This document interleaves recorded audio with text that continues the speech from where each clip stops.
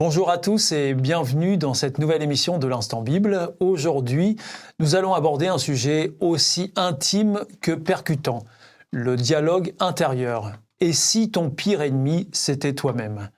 Que se passe-t-il quand le dialogue le plus violent se déroule à l'intérieur de nous-mêmes ? L'Évangile propose-t-il une méthode pour transformer ces combats intérieurs en paix durable ?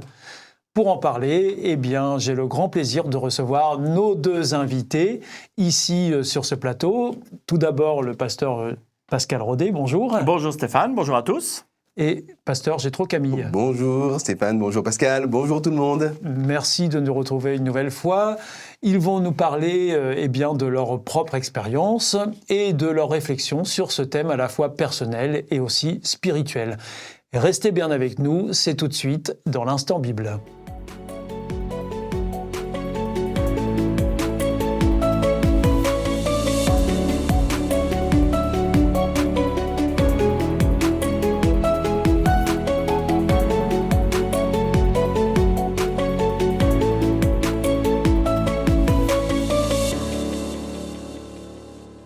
Pasteur Pascal Rodet, est-ce que vous pouvez nous dire comment on peut expliquer que nos propres pensées, parfois, puissent être notre pire ennemi ?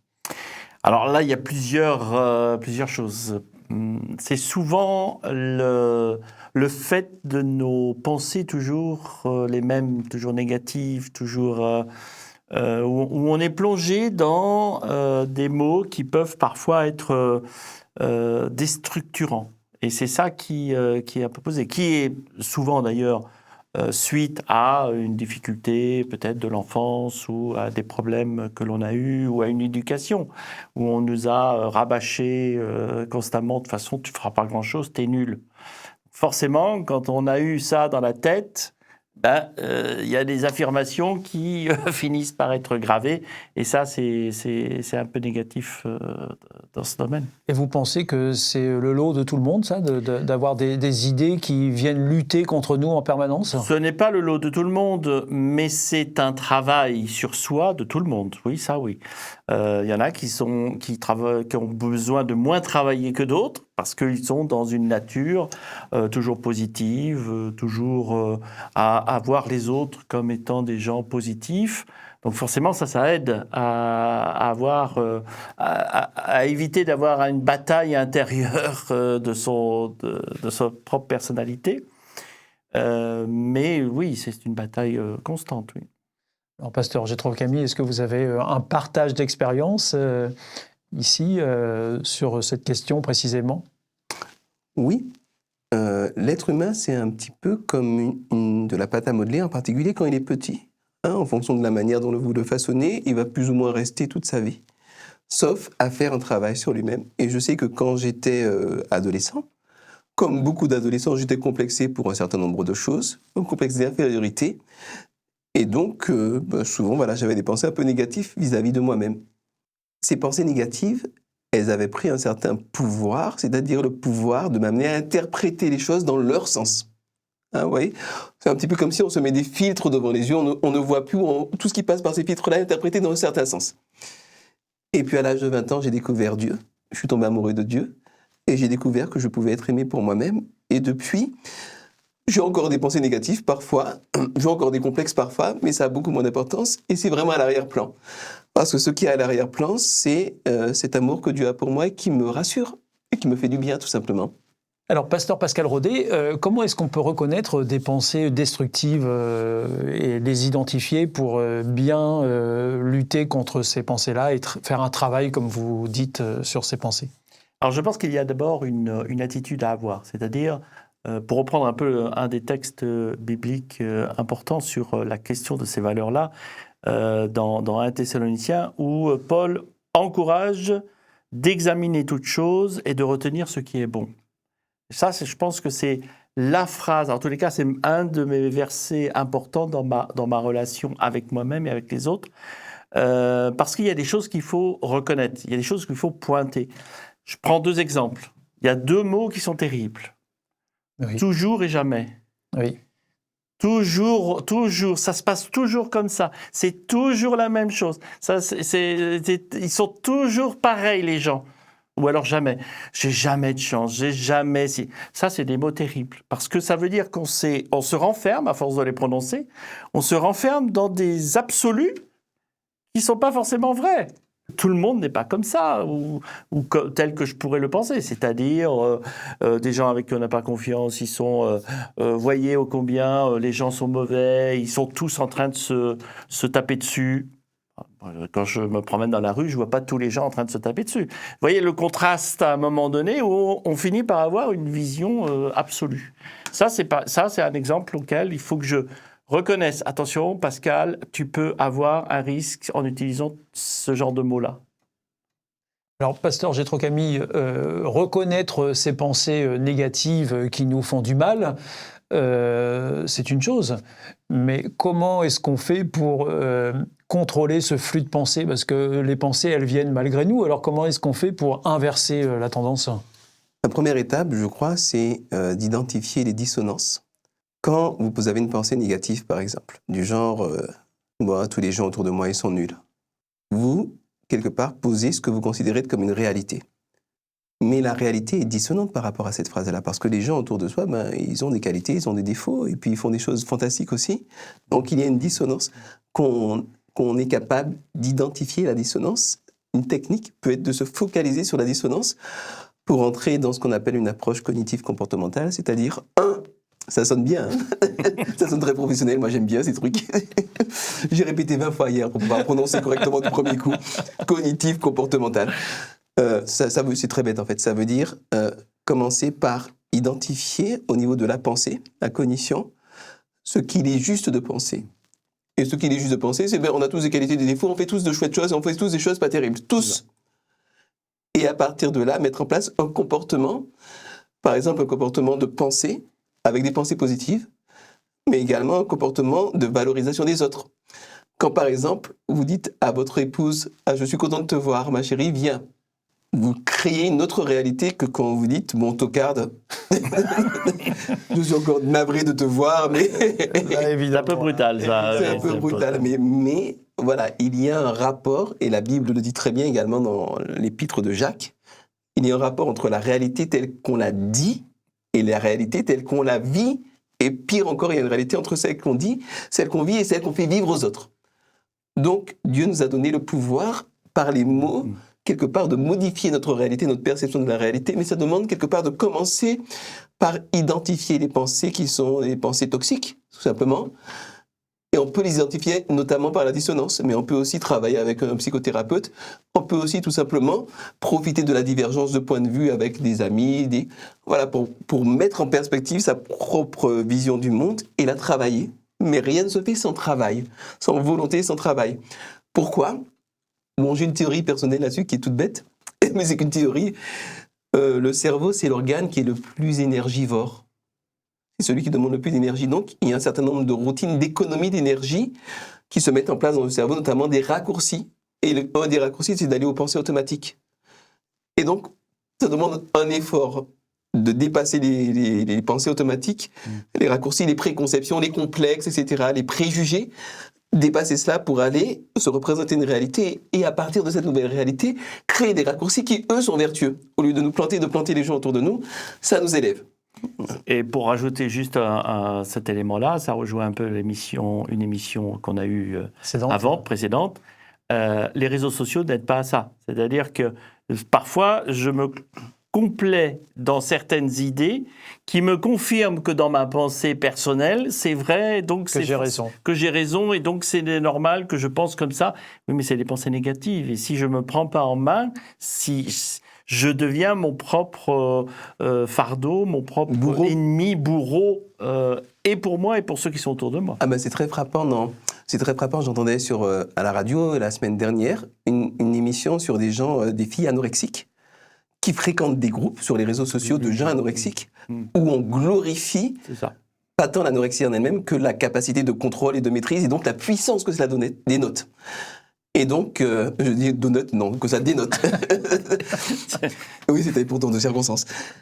Donc, vous voyez, on peut renforcer ses idées pour aller dans ce sens-là. On peut renforcer ses idées négatives sur les réseaux sociaux et se créer un univers qui est autodestructeur. Ce dialogue intérieur peut être un véritable combat, mais est-il possible de le transformer en un allié? On va explorer cela ensemble juste après. Restez bien avec nous, on revient tout de suite, c'est l'Instant Bible. Alors maintenant, intéressons-nous à cette idée de transformation. Peut-on vraiment retourner ses pensées contre elles-mêmes pour en faire un levier de croissance spirituelle et personnelle? Nous avons avec nous les pasteurs Pascal Rodet et Jétro Camille pour soulever des pistes de réflexion autour de ce sujet. Et d'ailleurs, quels outils spirituels ou pratiques peuvent nous aider à transformer ce dialogue intérieur? Pasteur Pascal Rodet. Alors pour moi, il y a plusieurs outils. J'en donnerai 2 qui me paraissent être fondamentales. Pour moi, la parole de Dieu, la Bible, va me permettre de me poser la question, qu'est-ce que Dieu attend de moi? Qu'est-ce que Dieu veut me dire sur moi? Et quand je lis les évangiles, quand je lis certains livres, il y a Dieu qui parle de l'être humain, qui parle de ce que je suis. Alors il faut le prendre pour soi. Il faut y réfléchir pour soi. Il faut dire « Ah ouais, tiens, ça c'est mon voisin, c'est ça. » Non, je retourne encore dans le côté c'est pas moi, c'est les autres. Non, c'est aussi la discussion, le texte biblique qui me dit « à moi ». Puis la deuxième chose, je crois, qui est importante, c'est la prière. C'est-à-dire parler à Dieu et d'exprimer avec lui, certes, mes problèmes, mes soucis, mes questionnements, mais aussi, Seigneur, qu'est-ce que je peux faire de positif? Aide-moi à être une personne positive pour mon entourage, pour moi-même d'abord, parce que parfois ça fait du bien de se penser d'abord aussi un peu à soi. C'est important de commencer à changer soi-même avant d'oser dire que je vais changer les autres. Mais aussi, qu'est-ce que je peux donner comme mot, comme valorisation à ceux qui m'entourent? Ça, c'est deux choses importantes. Alors, pasteur Jétro Camille, vous nous l'avez dit en début d'émission, c'est aussi comme ça que les choses se sont passées pour vous, une sorte d'intervention divine dans votre fort intérieur qui vous a fait changer de perspective. Absolument. C'est-à-dire que il y a d'un côté Dieu et de l'autre côté la représentation que l'on a de Dieu et ou que les églises ont donnée de Dieu. Parfois, dans cette version-là, c'est franchement toxique.